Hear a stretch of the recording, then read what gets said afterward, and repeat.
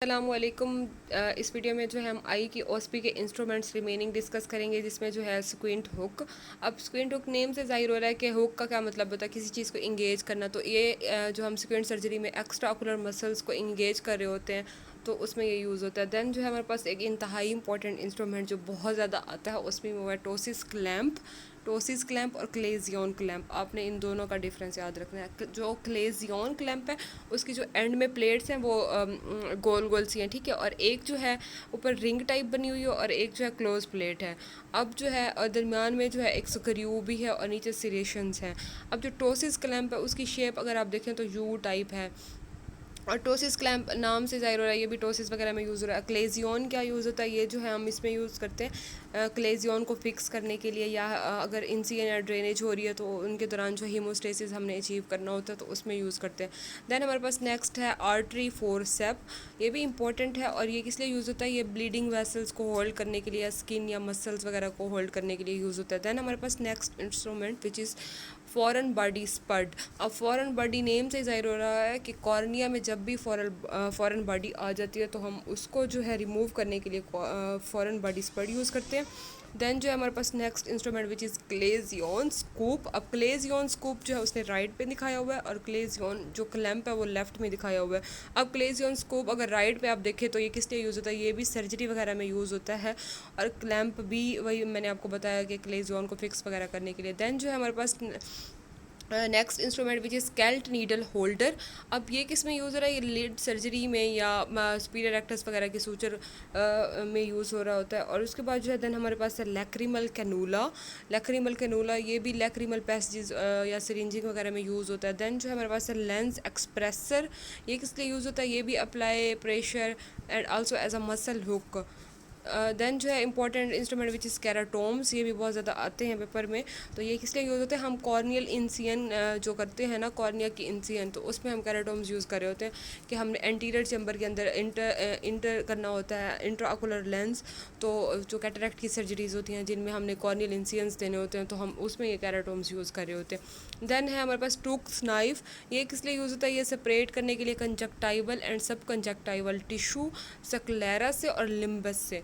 किस में यूज़ हो रहा होता है, केराटोप्लास्टी में और ट्रेबिकुलेक्टमी में, ठीक है। देन जो है हमारे पास है वाइड स्पेकुलम, इसको लिड स्पेकुलम भी कहते हैं, ये दो लिड्स वगैरह को अपार्ट करने के लिए यूज़ होता है। देन जो है हमारे पास है स्प्रिंग सीज़र। सीज़र नेम से जाहिर है कि कटिंग वगैरह में यूज़ होगी।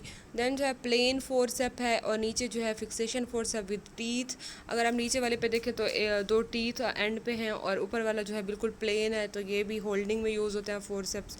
देन हमारे पास है वेनास सीज़र। ये किस लिए यूज़ होता है, कट करने के लिए विट्रस को ड्यूरिंग विट्रस प्रोलैप्स में। देन जो है हमारे पास ई विस्ट्रेशन स्पैचुला। अब ये किस लिए यूज़ होता है, ये भी सेपरेट करने के लिए यूवियल टिश्यू को आपने याद रखना है, एविस्ट्रेशन यूवियल टिश्यू को सेपरेट करने के लिए यूज़ होता है। देन हमारे पास है सुपीरियर रेक्टस होल्डिंग फोर्सेप। अब superior rectus holding forcep name से जाहिर हो रहा है कि वो वाला मसल सुपीरियर रेक्टस उसको होल्ड करने का जो फोर्सेप होगा। अब इसमें भी 3 होल्स हैं, आपने याद रखना है, और आगे जाके थोड़ा सा कर्व हो जाता है। देन है हमारे पास अरोगास इंट्राकैप्सुलर फोर्सेप। ये भी लेंस कैप्सूल को जो है होल्ड करने के लिए यूज़ होता है इंट्राकैप्सुलर कैटरेक्ट एक्सट्रैक्शन में। देन हमारे पास है चॉपर। अब चॉपर और सिंस की हुक आयोल डायलर में क्या फ़र्क है, अगर आप ऊपर वाला देखें ना चॉपर, तो ये जो है थोड़ा सा पहले कर्व होता है फिर एंड पे दोबारा कर्व हो जाता है, इसमें 2 कर्व्स आती हैं। और ये किस लिए यूज़ होता है, न्यूक्लियस को चॉप करने के लिए जब भी हम फेकोएमल्सिफिकेशन कर रहे होते हैं। अब जो आयोल डायलर है ये किस लिए यूज़ होता है, ये डायल करने के लिए आयोल को for proper positioning in lens capsule, ठीक है। जब हमने लेंस को डालना होता है तो हम इसी डायलर से करते हैं, जब हमने चॉप करना होता है तो हम जो है चॉपर से करते हैं उसको चॉप। देन जो है इंतहाई important instrument which is iris repositor. ये भी बहुत ज़्यादा आता है पेपर में, तो ये जो है ये किस लिए यूज़ होता है, रिपोजिट आयरस। देन जो हमारे पास है प्लेन स्ट्रेट सीज़र, ये भी कटिंग में यूज़ होती है। उसके बाद है कैट्स पा लैक्रिमल वाउंड रिट्रैक्टर। ये भी स्किन वगैरह को रिट्रैक्ट करने के लिए यूज़ होता है जब हम लैक्रिमल सैक या लीड की सर्जरी कर रहे होते हैं। देन हमारे पास है सिस्टीटोम या कैप्सुलोटोम। ये भी कैप्सुलोटमी में यूज़ होता है during extra capsular cataract extraction में। देन हमारे पास आता है वायर विक्टस। अब वायर विक्टस किस लिए यूज़ होता है, ये भी जो है लेंस को डिसलोकेट करने के लिए यूज़ कर रहे होते हैं हम वायर विक्टस। देन एक और इंतहाई इंपॉर्टेंट इंस्ट्रूमेंट जो कि अभी पहले मैं बता चुकी हूँ, रिपीट हुआ बार दोबारा जो है वो है क्लेजियन क्लैंप। ये भी वही क्लेजियन वगैरह में यूज़ होता है। देन जो है एंट्रोपियन क्लैंप। अच्छा, एंट्रोपियन क्लैंप में ये है कि ये डी शेप या यू शेप होता है, और जो क्लेजियन क्लैंप है वो जो है एंड पे गोल सा हो जाता है, मतलब लाइक उसमें प्लेट्स होती हैं, एक प्लेट क्लोज होती है और एक ओपन होती है। देन जो है हमारे पास लास्ट इंस्ट्रूमेंट है विच इज़ लेड रिट्रैक्टर। और जो है उसके बाद जो है क्लेजियन स्कूप। अगर राइट पे देखें तो स्कूप है और लेफ़्ट में देखें तो लेड रिट्रैक्टर है। Thank you so much, I hope so कि आपको बहुत अच्छी लगी होगी वीडियो। दुआ में याद रखिएगा। अल्लाह हाफिज़।